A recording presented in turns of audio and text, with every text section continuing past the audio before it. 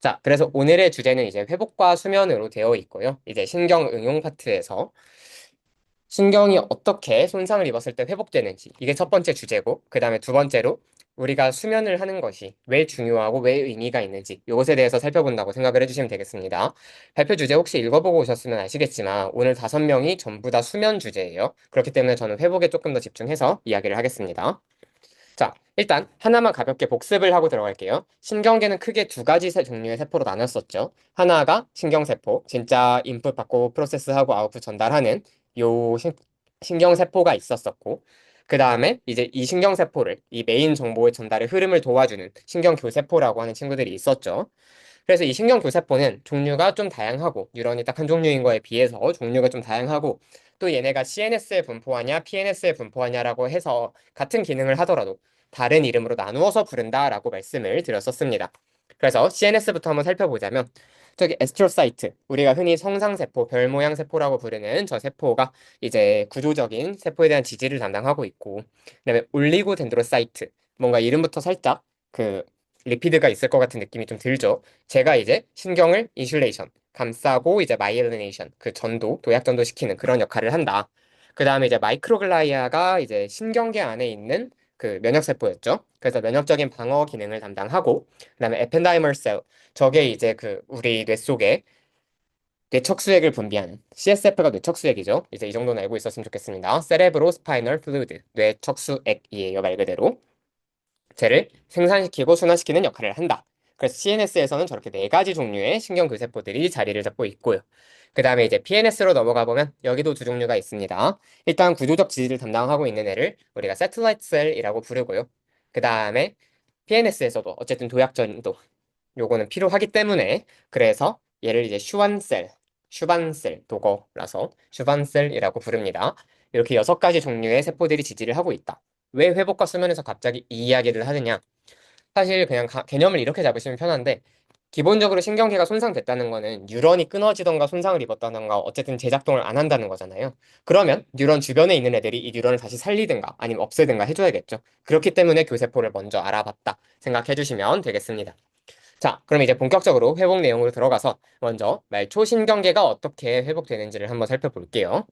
지금 여기 왼쪽에 그림을 보시면 일단 여기 두 번째 그림에 있는 것처럼 그냥 액선이 끊어졌다. 저 액선 아시죠? 액선이 끊어졌다라고 생각을 해주시면 돼요. 자, 저런 손상이 입었을 때 우리가 어떻게 복구를 하느냐? 일단 저거를 뭐 우리가 흔히 생각하는 것처럼 그냥 이렇게 뚝딱 하고 이어붙이지 않아요. 대신에 어떻게 하느냐? 주변에 있는 슈완셀, 아까 전에 말씀드렸던 저 PNS에 있는 교세포였죠. 저 슈완셀이랑 그다음에 또 주변에 있는 마크로파지 다들 아시죠? 대식세포. 그 잡아먹어가지고 이렇게 면역작용하는 세포 있잖아요.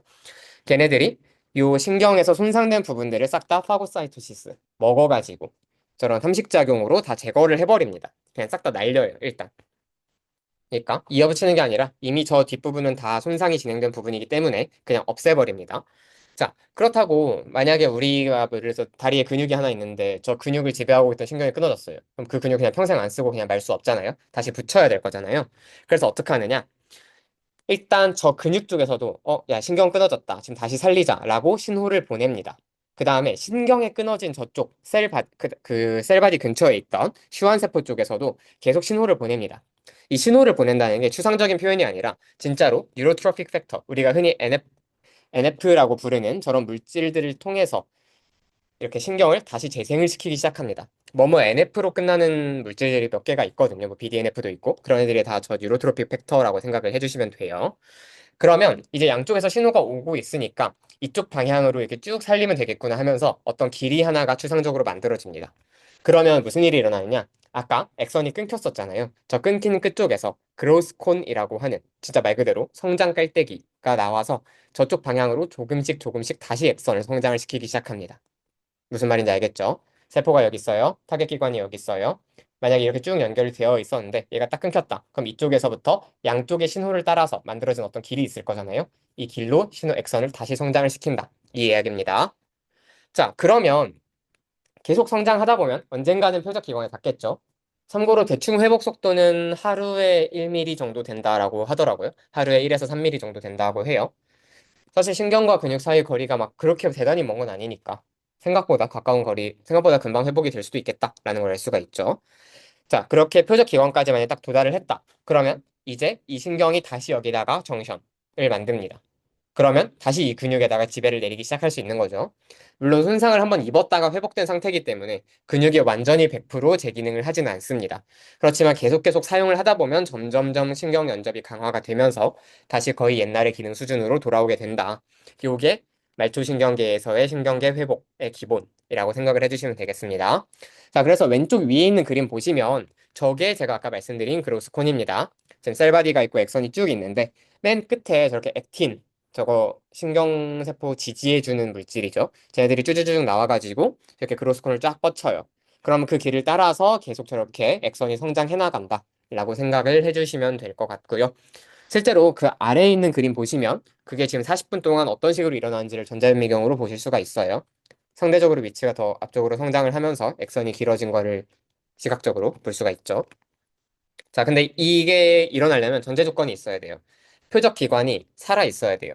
이 신경이 도달하기 전에 표적 기관이 완전히 괴사해가지고 죽어버리면 여기서 뉴로트로픽 팩터도 생산을 못 할 거고 신호도 못 줄 거고 얘가 만약에 설사 닿았다고 하더라도 못 움직이겠죠. 이미 근육이 죽었으니까. 그래서 그 신경계가 회복되는 동안 계속 근육을 살려두기 위해서 재활 치료를 하는 겁니다. 못 걷는 사람에게도 억지로 계속 걸으려고 연습해라. 내 속에서 걷는 상상이라도 계속 해라라고 시키고 계속 다리에다가 붙잡고 전기 자극이라도 주고 하는 게 저 근육이 이제 아트로피 돼가지고 완전히 퇴화되는 걸 막고 계속 살려주기 위한 목적이다라고 생각을 해주시면 될 것 같아요. 자, 그러면 중추신경계에서는 이 신경계 회복이 어떤 식으로 일어나느냐? CNS에서는 얘를 키포인트로 잡고 가셔야 합니다. CNS의 회복 과정은 되게 보수적이다. PNS처럼 이렇게 쭉 다시 성장시켜가지고 붙이면 그만이야 라는 단순한 접근법을 채택하지 않습니다. 자, 왜 그러냐면 PNS와 달리 CNS는 일단 신경계 구조가 매우 복잡하고 그래서 혹시라도 잘못 연결했을 때 피해가 아주 커요. 뇌 안에서 이제 회로가 잘못 꼬였을 때는 당연히 우리가 원치 않는 운동이나 감각이 일어날 수도 있고 그쵸? 원치 않는 사고나 다른 신경 전달이 일어날 수도 있기 때문에 기본적으로 CNS에선 되게 보수적으로 접근합니다.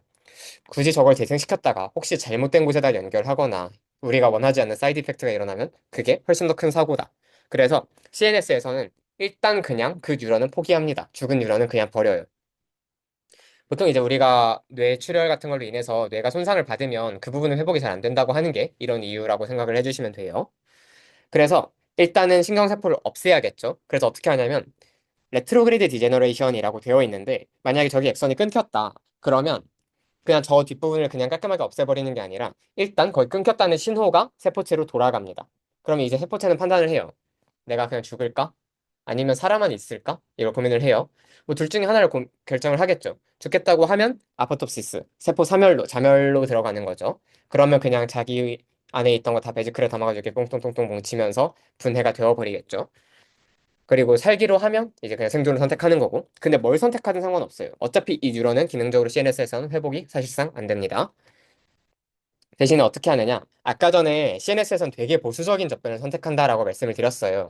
여기서 사멸로 인해서 일어난 어떤 독성 물질들이 있을 거 아니에요? 그게 이제 뇌 안에 있는 혈관 같은 걸 타고 다른 데다 영향을 주면 그게 더 사고기 때문에 그냥 에스트로사이트, 아까 구조적 지지하는 성상세포 있었죠?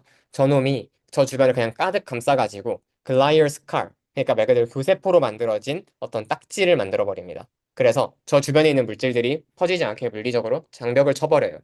그래서 쟤를 격리를 시켜버린 다음에 네. 주변에 이제 성장을 억제하는 물질들이 나와요. 아까는 뉴로트로픽 팩터, 그러니까 성장을 촉진하는 물질들이 나왔잖아요. 여기서는 CNS에서는 함부로 연결을 하면 안 되기 때문에 신경세포가 성장이 안 되도록 오히려 억제하는 물질들을 분비를 합니다. 그럼 쟤는 물리적으로도 갇혀 있고, 그 다음에 억제성 물질까지 있고, 반대로 촉진하는 인자들은 없고, 그러니까 그냥 저 세포는 더 이상 기능을 할 수 없는 상태로 끝나겠죠. 뉴런은 그냥 이렇게 끝나요.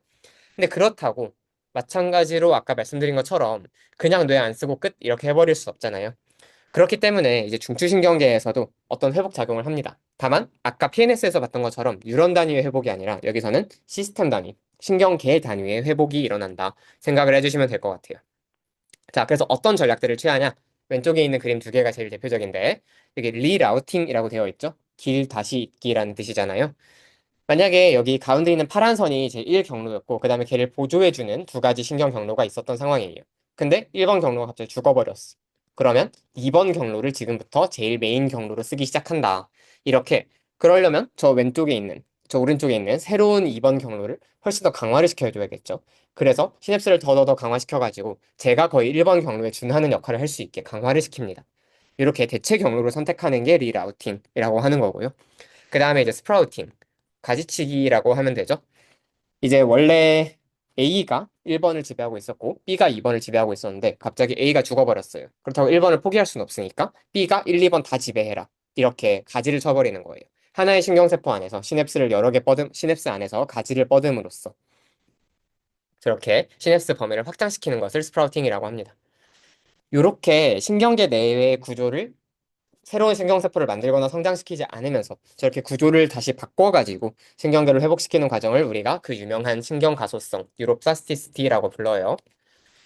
사실 기억과학습, 저번 수업 때도 우리가 이 단어를 들었었거든요. 그때 배웠었던 신경가소성과 사실 다른 개념이 아닙니다. 얘도 계속해서 이제 어떤 신경이 하나 끊겼는데 계속해서 그거에 대한 필요가 있어야 이런 재구조화가 일어나요. 왜냐하면 이 신경과 소성도 저번에 배웠던 것처럼 함께 촉발되어야 함께 강화된다라는 그 원리에 기반을 하고 있기 때문이에요. 그래서 여기 써 있는 것처럼 자주 사용하여야 회복이 기대된다라고 되어 있고요. 네, 그래서 CNS가 손상되었을 때도 마찬가지로 그런 동일하게 재활을 해주어야 합니다. 라고 되어 있고요. 자, 그래서 이런 수면은 어떤 역할을 하느냐? 뭐 아까 말씀드린 것처럼 여기 써 있는 것처럼 뭐 기억을 통합하고 감정을 처리하고 뇌가 발달되고 플러스 온갖 생리적 작용과 회복들 이런 것들을 당연히 다 하고 밑에 써 있는 것처럼 그 다음에 또 한 가지 중요한 게 오늘 어떤 발표 세션의 주제로 다뤄지기도 하는데 이제 뇌척수액의 흐름을 증가시키는 역할도 합니다. 이제 우리가 혈관이 기본적으로 몸속에 있는 어떤 체액을 이동시키는 가장 핵심적인 메커니즘이잖아요.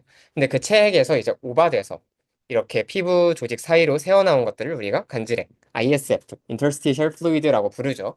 이런 애들도 누군가는 거두어가지고 다시 전달을 해야 되잖아요. 이런 보조적인 역할을 하는 순환 체계가 바로 림프죠. 그리고 이 사이사이에 림프절이라고 하는 어떤 면역 기관들이 들어있어서 이 체액을 필터링하고 그 다음에 면역작용을 담당하고 이런 역할도 하고 근데 사실 학계에서는 되게 오랫동안 뇌 안에는 림프계가 없다라고 여겼어요. 왜냐면 사실 뇌는 이제 아시겠지만 뇌척수 장벽이라는 굉장히 강력한 장벽이 있어서 밑에서 바이러스 같은 것들이 통과하지 못하도록 굉장히 강력하게 차단을 하고 있기 때문인데 그래서 사실 굳이 별도의 면역계가 필요가 없다라고 보통은 여기고 있었어요. 그런데 이제 꽤 최근에 진짜 얼마 안 된 연구입니다. 꽤 최근에 이제 뇌 안에도 사실 림프와 비슷한 역할을 하는 그런 시스템이 있다라는 게 알려져 있었고, 걔가 이제 글라이얼 셀들, 아까 처음 나왔었던 교세포들이죠. 걔네들의 도움을 받아서 작동하는 림프계이기 때문에 특별히 글림페틱 시스템이라고 불러주고 있습니다.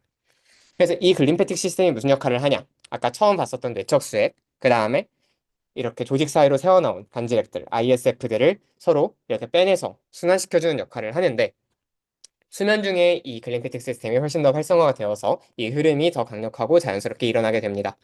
그래서 그러다 보니까 이제 뇌 안에 쌓인 노폐물들이 다 제거가 되게 되고 그래서 사실 굉장히 많은 질환의 예방에도 이게 중요하겠죠. 이런 노폐물들이 잘 빠져줘야 일단 타우 단백질 빼줍니다. 그러면 알츠하이머에 되게 중요한 역할을 하겠죠. 알츠하이머 예방에. 그 다음에 그뿐만 아니라 수면장애나 노화 예방에도 역할을 한다라고 알려져 있어요. 자, 그러면 이 수면은 어떻게 조절되느냐? 아주 간략하게만 말씀을 드려보자면, 두 가지 시스템이 서로를 억제하면서 서로 잡고 있다라고 생각을 해주시면 돼요. 하나는 깨우는 방향이고, 하나는 재우는 방향이다라고 생각을 해주시면 되는데, 이 중에서 깨우는 방향이 있는 게 저 Ascending Reticular Activating System이라고 하는 애예요. 저 레티큘러이라고 하는 게 망상체라고 해가지고 우리 척수 배울 때 보면 나오거든요. 레티큘러 포메이션, 레티큘러 시스템 이런 게 재와 관련이 되어 있다라고 생각을 하시면 되는데 저기 써 있는 뭐 히스타민, 노르에피네프린, 세로토닌 저런 6종류의 신경 전달 물질을 분비를 해서 우리 몸을 전체적으로 각성 상태로 만들고 우리를 어웨이크 시키는 역할을 합니다. 반대로 이제 저기 보라색 쪽으로 써 있는 애를 보면 벤트로라테럴 프리옵틱 뉴클리우스라고 써 있는 애가 있는데 쟤는 시상하부에 있는 핵 중에 하나예요. 그때 신경외막 특강을 잘 들으신 분들은 기억하겠지만 시상하부가 13개였나 17개였나 몇 개였지? 아무튼 핵이 좀 많이 많아요. 그 중에서 이제 하나라고 생각을 해주시면 되는데, 흔히 우리가 VLPN이라고 그냥 VLPO 뭐 이런 식으로 줄여서 이야기를 합니다. 시상하부 안에 있는 저런 핵이 있는데, 저기에서는 이제 가바와 갈라닌 같은 억제성의 신경 물질들이 나옵니다.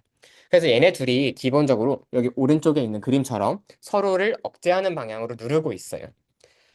그런데 이제 우리가 깨어있는 그 각성 상태가 되면 저 빨간색 Ascending Reticular Activating System, 저 ARAS 쪽이 조금 더 활성화가 되면서 이쪽을 더 강력하게 누르면서 잠이 오지 않도록 막는 그런 구조가 만들어집니다. 그리고 반대로 우리가 자게 되면 이제 이 ARAS 쪽이 꺼지고 반대로 VLPO 쪽이 올라가면서 저쪽이 우리가 깨지 못하도록 막고 있는 이런 시스템이 활성화가 됩니다. 그래서 마치 스위치처럼 서로가 이렇게 딸깍딸깍 하면서 잘 때는 깨지 못하게, 깰 때는 자지 못하게 이 두 가지가 시소처럼 왔다 갔다 하고 있는 이런 안정 상태를 이루고 있습니다. 요거를 우리가 마치 스위치처럼 딸깍딸깍 한다 그래서 플립플롭 스위치 모델이라고 부르기도 하고, 특히나 이 과정에 이제 오렉신 같은 몇몇 추가적인 신경 전달 물질이 얘를 위에서 컨트롤하고 있기도 합니다. 네, 마지막 내용인데요. 이게 이제 수면을 조절하는 첫 번째 축이고, 그 다음에 수면을 조절하는 두 번째 축이 있습니다. 사실 우리가 생각보다 물론 생활 패턴이 망가져 있다 이런 표현을 자주 하지만 생각보다 하루를 살아가는 리듬이 되게 일정한 편이거든요. 어쨌든 그냥 야생에 있는 자연에 있는 사람이라면 아침에 일어나고 밤에 새고 이게 일어나야 되는데 그게 어떻게 가능하느냐? 우리 몸에 이제 빛을 감지해서 어떤 멜라토닌 같은 신경 전달 물질로 매개해주는 그런 구조물들이 있기 때문에 가능한 겁니다. 거기서 제일 중요한 게 여기 앞 왼쪽 아래 써 있는 스프라키아스마틱 뉴클레우스, 저 SCN이라고 하는 저 친구인데, 제가 이제 빛을 받으면 저기 뒤에 있는 뭐 피니얼 글랜드 같은, 빛을 안 받으면이죠. 피니얼 글랜드 같은 다른 신경 구조물들을 조절을 해서 이제 멜라토닌 같은 다른 호르몬들의 분비를 유도를 하게 됩니다. 그래서 이제 이 호르몬의 수치가 쭉 올라가게 되면 우리를 이제 텐션을 낮추는 작용이 일어나고, 반대로 호르몬 수치가 쭉 내려가게 되면 우리의 텐션을 다시 올리는 작용이 일어나고, 이렇게 이 호르몬의 빛에 따라서 호르몬을 조절하고 그 호르몬이 우리의 깨어있음 잠 이 상태를 왔다 갔다 조절함으로써 우리의 24시간짜리 하루 패턴이 자연스럽게 생리적으로 내재가 됩니다. 그래서 실제로 이거는 그냥 수면, 그 다음에 각성, 이 상태에만 영향을 미치는 게 아니라 오른쪽에 보이는 것처럼 굉장히 우리 다양한 어떤 생리학적 지표들에도 다 영향을 줘요. 그래서 사실 뭐 체온이라던가 심박수라던가 우리 몸에 있는 굉장히 다양한 지표들은 이 수면 주기를 같이 탑니다. 하루 이 일주기 리듬을. 그래서 이렇게 하루를 주기로 해서 우리 몸이 어떤 생리학적인 사이클을 계속 돌린다라고 이야기를 해서 얘를 circadian rhythm이라고 부릅니다. 일주기 리듬. 네.